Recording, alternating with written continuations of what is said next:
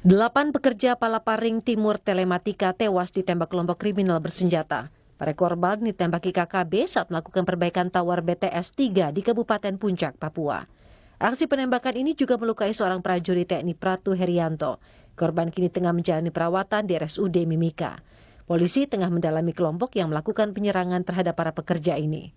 5 kelompok ini seperti kelompok Kinus Murid, kemudian kelompok Numbuk, kelompok Toni Tabuni, kelompok Kelenak Murid, terus kemudian kelompok Remen Waker.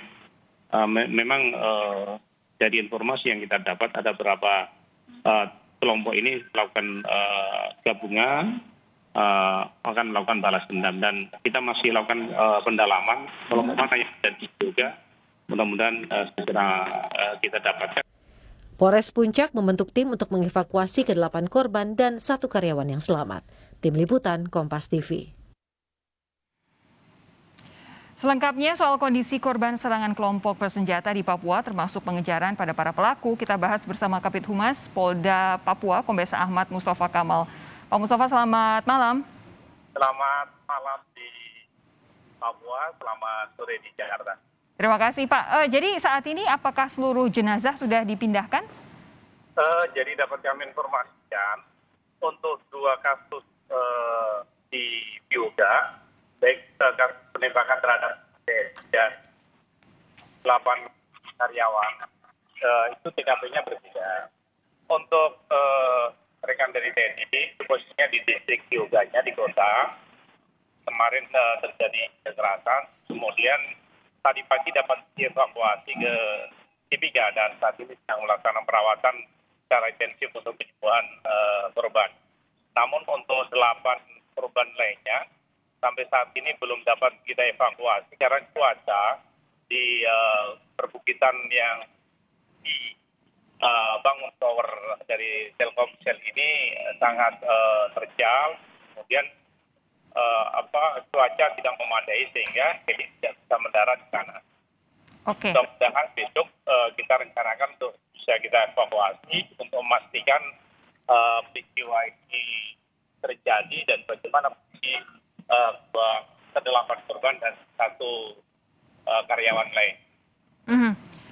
Lalu saat ini kondisi prajurit TNI yang terkena luka tembak bagaimana, Pak Kamal?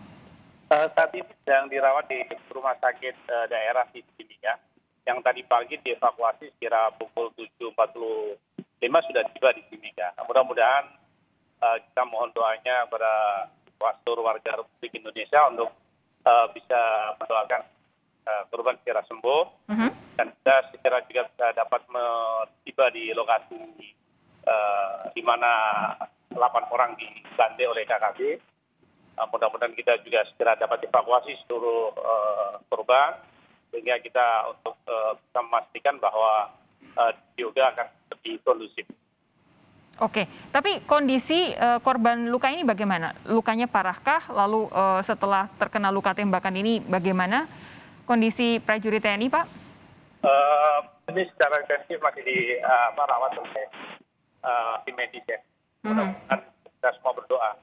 Baik, tapi dalam kondisi sadar ya Pak? Kondisi sadar dari terjadi penembakan terhadap beliaunya. Oke, nah untuk pengejaran terhadap pelaku, ini seperti apa saat ini Pak Kamal?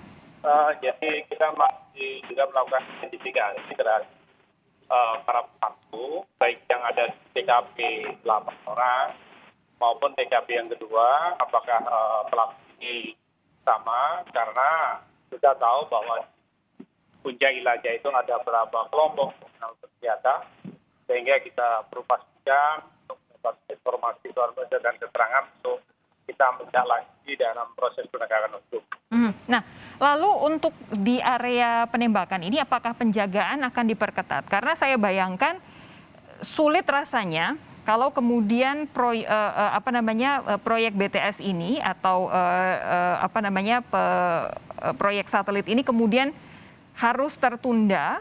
Tentu setelah akibat kejadian ini ya Pak ya?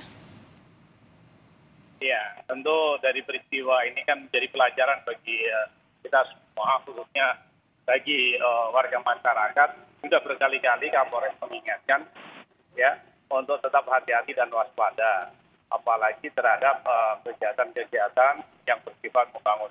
Satu sisi kita giat aktif untuk melakukan perbaikan dan pembangunan di wilayah Pegunungan Tengah, namun kita tahu bahwa kekerasan bukan hanya sekedar kekerasan pembunuhan dan penganiayaan terhadap warga sipil maupun TNI Polri, namun mereka juga lakukan pembakaran terhadap fasilitas umum baik sekolah maupun puskesmas yang ada di distrik-distrik di Pegunungan Tengah.